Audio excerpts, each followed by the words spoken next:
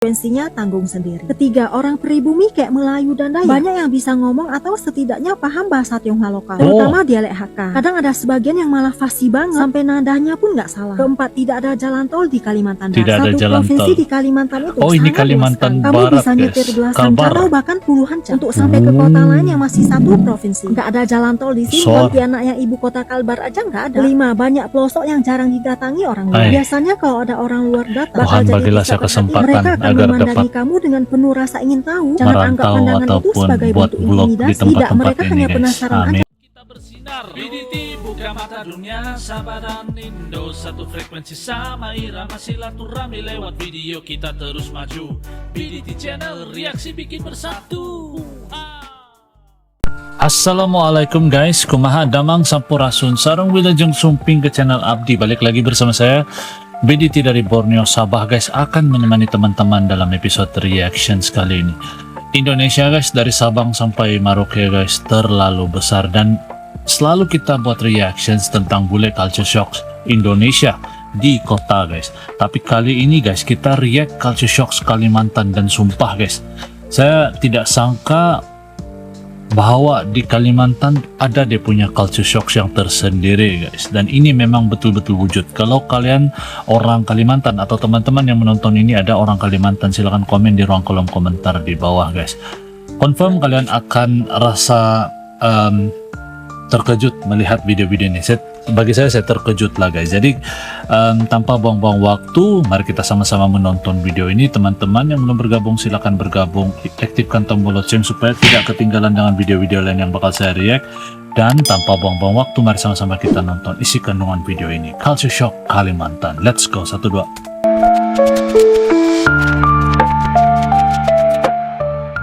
Culture shock ketika orang luar pulau pertama kali berkunjung ke Kalimantan. Nomor 1, bahasa dan logat bicara. Kalian yang pertama kali datang ke Kalimantan pasti gagal paham sama bahasa daerah di sini. Babyku yang notabene orang daerah di Kalimantan, orang Kalimantan kalau ngomong aksennya lucu dan kadang agak kasar kayak ngegas gitu. Contoh, orang Kalimantan suka menggunakan kata aku, kau. Kalau waktu murah ke 3-4 ribu. Oh ya? Apa jadi ape? Di mana jadi di mana? Anak jadi budak. Awalnya babyku sempet shock, kok orang Kalimantan masih ada yang jadi budak.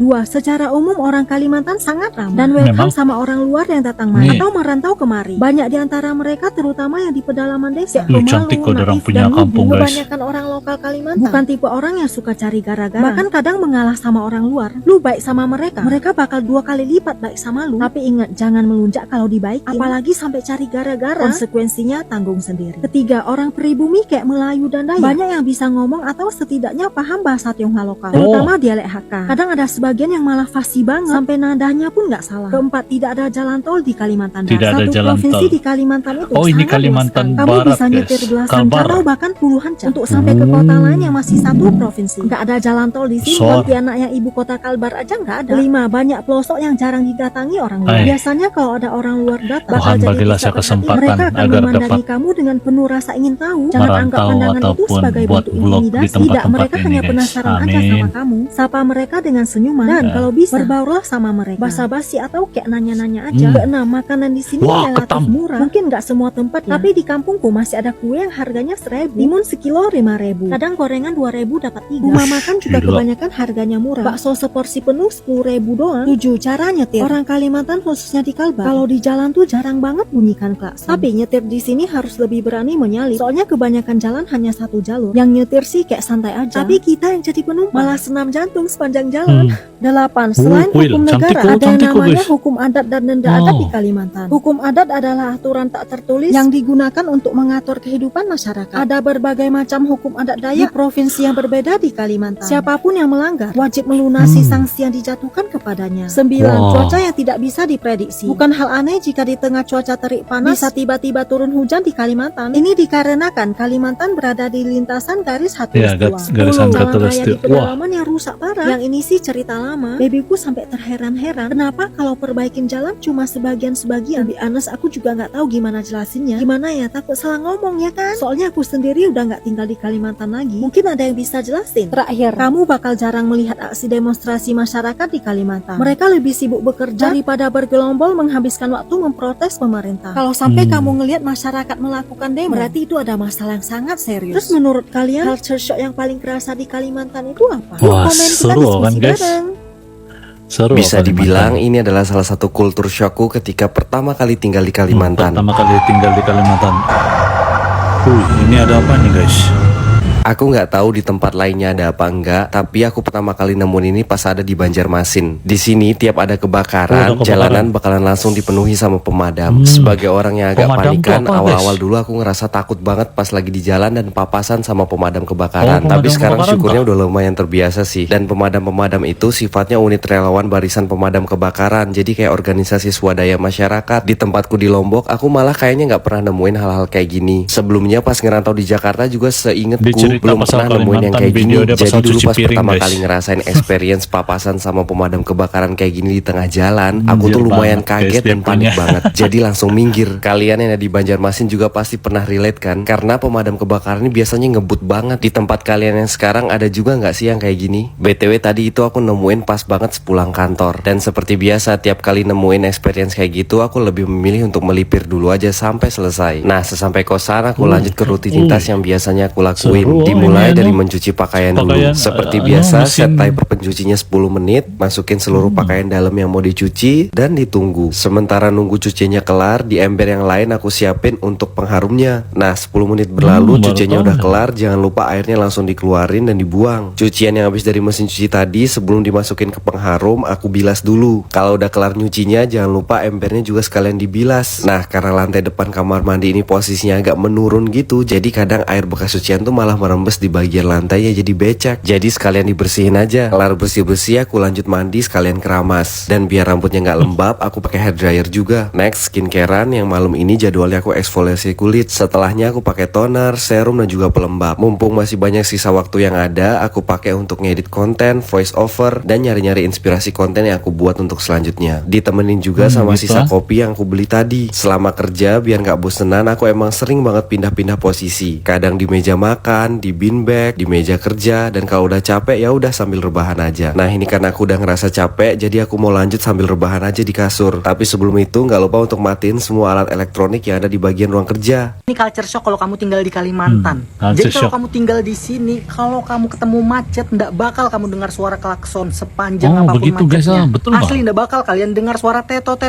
kayak di Jakarta baru tahu itu saya. nggak bakal. Karena fungsi klakson di Kalimantan tuh ada dua, nyapa teman di Oh. jalan sama pale-pale tukang sayur. Oke, Jadi kamu nggak oke, bakal oke. dengar suara Tahu sudah klakson saya, kalau guys. pas lagi macet, mau sepanjang apapun itu macetnya. Beda kan Jadi kalau orang sama di sini di tuh sabar-sabar Jakarta. dia, ngerti dia Selalu kalau ada klakson macet kalau itu. di Jakarta. Jadi aku mau ceritain culture shock aku pada saat aku merantau sekarang. Jadi aku itu merantaunya masih di Kalimantan guys. Dan Kalimantannya itu berbeda lah dari tempat tinggal aku yang dulu kan. Berhubung di sini tuh tempatnya mencari kerja, jadi kami semua sini adalah orang perantauan guys. Dan perantauan. iya, ini aku Wow. mengikuti kegiatan Isra Mi'raj di tempat aku yang merantau Wah, sekarang. ini apa Oke, nih? yang bikin aku culture shocknya di sini adalah Wow. pada saat sesi makan-makannya guys. Jadi awalnya itu kami itu dibagiin kertas nasi satu orang satu kayak gitu kan. Nah, terus ku mikirkan, oh pasti ini makanannya mau dibungkus nih dibawa pulang. Lengah dikit tahu-taunya udah dicomotin dong makanannya. Oh, Kaget lah aku di gini, situ kan. guys. Karena pas aku lihat Dia ini macam shopnya shell agak out. lama, jadinya aku gak kebagian lauk guys. Jadi pas aku ikut nyomot juga, yang tersisa cuma mie sama sayur dong. Tapi ya udahlah, yang penting kan kebersamaannya. Tapi jujur banget ini adalah hal yang paling mengagetkan di pertama kali aku merantau. Oke lanjut. Jadi pas di ada pertengahan begini, aku guys, lagi asik makan, ternyata anak didikku ada yang notice dong aku makan gak pakai lauk. Tiba-tiba dia ngelempar lah sepotek daging ayam kayak gitu kan. Ini aku nggak tahu apa namanya. Mereka bilang sih ikung atau ingkung kayak gitu ya. Tapi sumpah ini rasanya enak banget ternyata guys. BTW kalian punya nggak cerita kayak gini juga? Coba dong sharing di komen. Seru ya? Loren Nah, Yusuf Ibu Dayak. TikTok. Ayo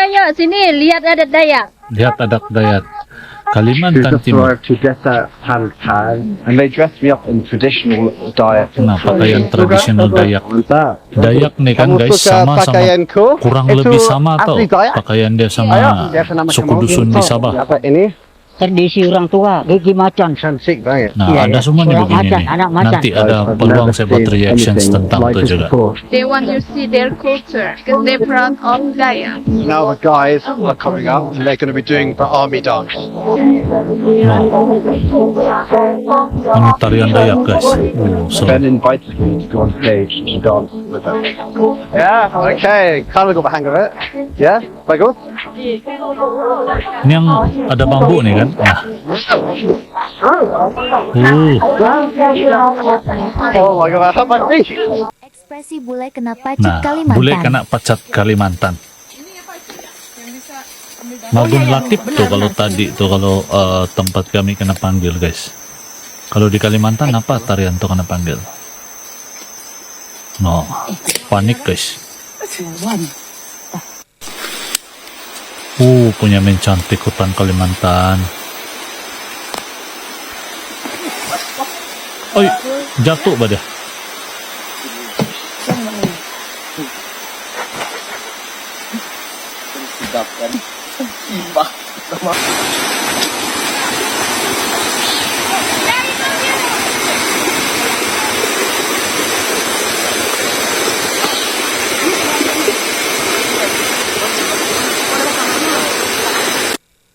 Oke guys. Jadi demikian video baru kita nonton tentang culture shocks yang ada di Kalimantan.